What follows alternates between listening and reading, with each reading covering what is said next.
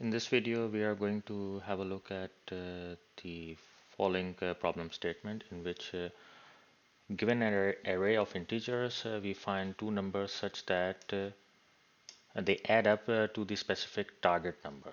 What that means is that let's say we have an array, input array of containing contents 2, 7, 11, 15, and we set the target number 9.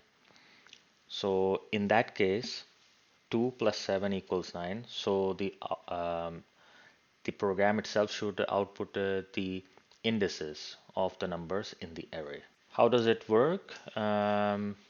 We have here an executor class which contains the main method, and then we have a service class which contains the actual logic.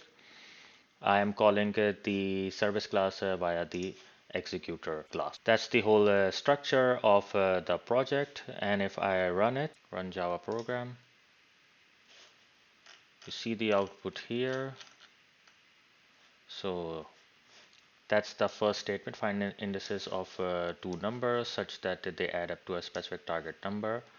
Given that the input array contains 2, 7, 11, 15, the target number 9 is a sum of the following two indices, 0 and 1 in the input array. So if we try it with some other combination, let's say target number 22, that would be an equivalent of 15 and 7. So the target 22 is a sum of the following two indices, 1, so that's here, and 3, and that's here. Now in case there is no number which is a sum of two indices in this array, then a corresponding message is printed. So it says that for the target 21, no two corresponding indices found. This also works with the negative numbers. So let's say we have -2, 7, 11, and 15. In that case, the target 5, which is a sum of -2 and 7, that is found on the indices 0 and 1 in the input array. And finally, it also works on the duplicate numbers. So let's say we have an array which contains 5 elements, 2, 7, 7, 11, 15. Then the target 14, which is a sum of index 1 and 2, is found at exactly 1 and 2. Let's have a look at the readme of the project to get a better idea, or rather a summary of how the whole thing is done, and after that I will go in debug and show you the actual logic. So here's the readme of the project. You can find it under my GitHub repo Sayyid Umar Ahmed code under the project Indices of Two Numbers. So in the readme you can see the objective that given an array of integers nums and an integer target, it should return the indices of the two numbers such that they add up to the target. Here the assumption is that each input is guaranteed to have exactly one solution or no solution, as we found as we saw in the target, which was not a sum of two indices. That's also mentioned in the edge case, which is coming up here. This is also illustrated by a simple example where we have this was the first example which I showed you here. So 2, 7, 11, 15. For that, the target 9 is a sum of indices 0 and 1, and that's exactly what is printed here. The explanation is what you are seeing right now on YouTube. Complexity analysis. In terms of time complexity, the algorithm traverses through all of the elements in the array and uses a hash map to store the indices of the numbers. Hence, in worst case scenario, it will traverse through all the elements and not find anything, which was the case here, but it still traversed through all of these elements, and hence the complexity is big O N. The edge cases that are covered are that the minimum input size of the project can handle is 2. Can correctly handle that. So it assumes that there are at least 2 elements in the input array.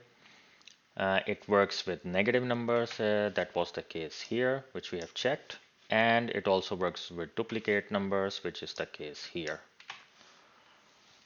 And in case no indices are found which collectively form the target sum, uh, a suitable message is returned, which was the case here.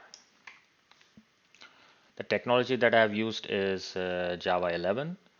In order to compile the command, in order to compile and run this project, you need to check it out on your local machine and run the main method in the executor class. So this one here.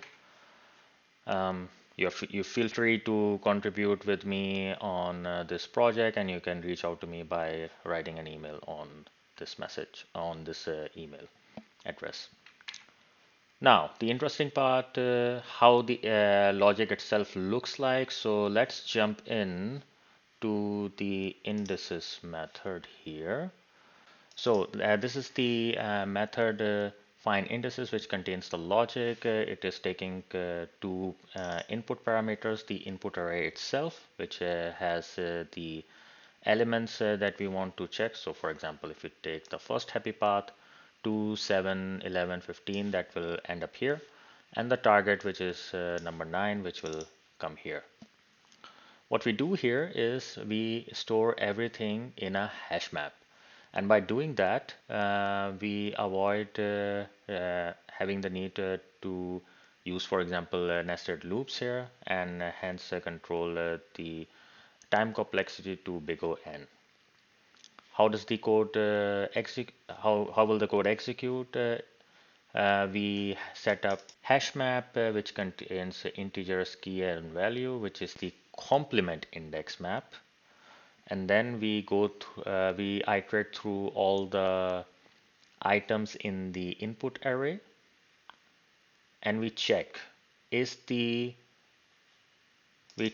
complement. So to understand the logic of complement is that we get the value of the target, and then we minus the integer content at that particular index. So what does that mean? We do 9, we take 9 here, and then we iterate on the index 0, so it will contain 2, so this will get 7. And once we have that value, then we check, does the index map already contain this complement? If yes, then we have already saved the other number, which collectively with this number forms the target sum. If not, it is put in the hash map, and we iterate further. So if we take this example test case, then we check here that 9 minus 2, that will give us 7. Obviously, this is the first iteration, it will not contain anything. So it is stored in the map, and then in the second one, then 9 minus 7, complement will be 2. And since 2 is already saved here, then we get the index of 2, which was 0, and this particular index, which will be 1. And then we return this, and this is the value which is printed here in the map. Let's debug this to get a better idea. So let's run it in debug mode. Okay, so let's start debugging. And let's have a look.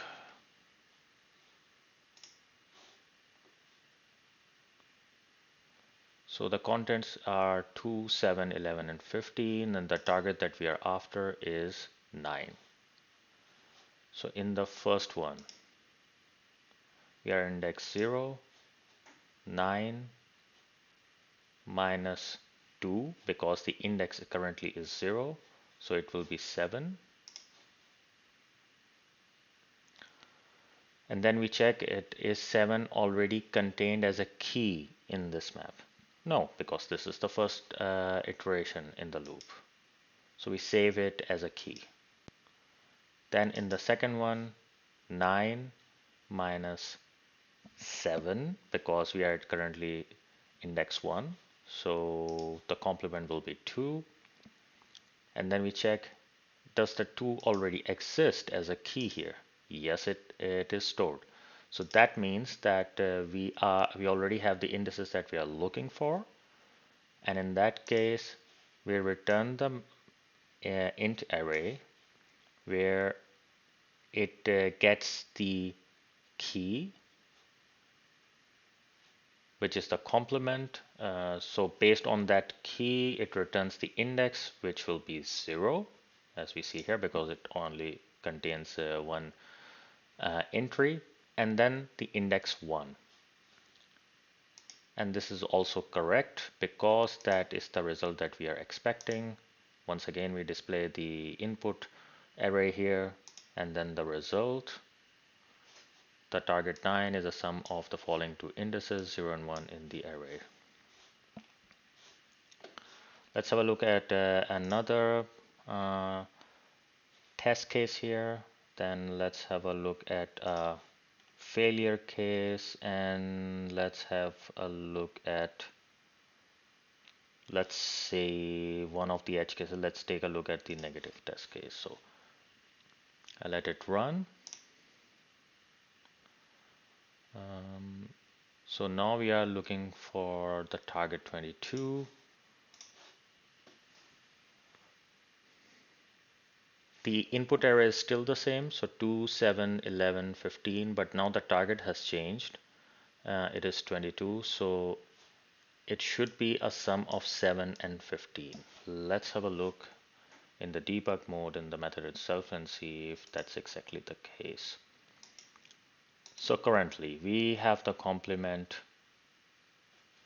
20. So 20 is not in the index map, so it is stored here.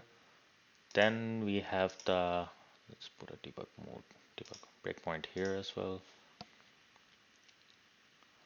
I'm looking for 15, which is, okay, interesting. Index to 22 numbers. Okay, 20, yeah, okay. Sorry. So let's have a look now. Currently the complement is 7. Is 7 already stored in the array? Well, not at index 0. It is stored at index 1. And that is correct because the output array should contain index 1 and index 3 in the result. And that is exactly what we are going to get.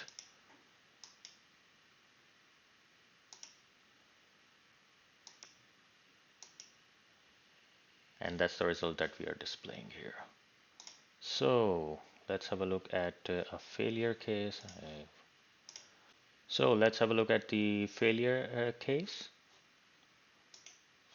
I've let the program run again because there was a problem on my machine. But anyway, we are back to where we were just now. If I continue here, we can see that 21 is not really a sum of any of the inputs that we have available in the input array. So it's not 7 plus 15 because essentially it is 6 plus 15. It's not 2 plus 7. It's not 7 plus 11, and so on and so forth. What should happen here is that it should run through, so it should iterate through all the entries in the input array, not find a corresponding component, a complement that we are saving in our hash map, and at the end it should just display a suitable message that, okay, I'm sorry, but no corresponding complements are found. So let's have a look if that is exactly the case.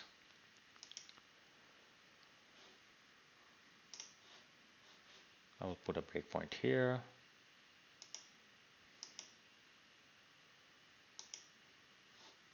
I will just reduce this. So where we are currently, so the complement is 19 because target is 21, and at index 0 we have 2. So 21 minus 2 is 19. That's what we are getting here. It's the first entry, so obviously it's going to be saved in the index map. Next up, we check the complement, which is 14. It's not currently there in the complement index map, so we will iterate further, and then we iterate through the next entry, and here we see that the complement currently is 10, because 21 minus 11, which is the entry at index 2, equals 10. We iterate further because there's no key with that complement, and we iterate through the last element. Currently the complement is 6. Does it contain any key of value 6? No. And no. So what happens now? Goes through. It has traversed through all the entries, and then we get an integer array with 0 index. Let's go through here. Okay, this is just the input string which is being displayed here. Let's iterate here. So in the display result method which I've created, I check if the length is less than 1. If it is, then it means that for this particular target which we are looking for, there were no corresponding indices that were two indices that we could find. That's why I write an appropriate message here. Otherwise, as we saw here, that a full complete message with the target and it is the sum of the following two indices, that is all being presented in the console. So we write a suitable message here, and then off we go. And let's have a look at one of the two edge cases. I have chosen the negative number.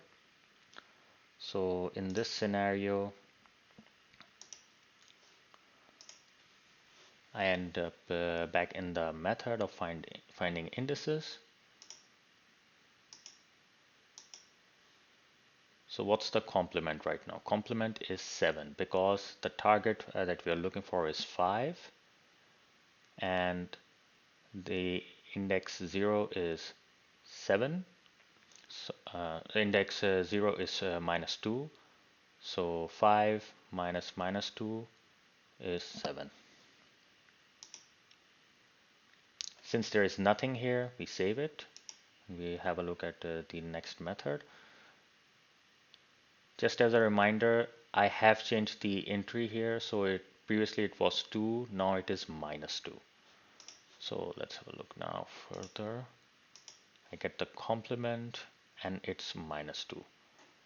Do we have what is already stored in the index here? Minus 2. And what is the complement right now? It is also minus 2.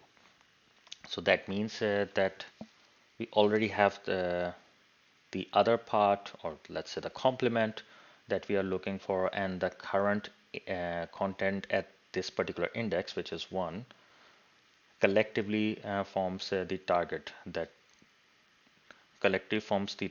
we are looking for. So now I return this value, and first I display the contents of input array, then I display the result, and that is also correct because minus 2 plus 7 equals 5, and hence the indices are 0 and 1. And for further, I will just let it run through without stopping for debug.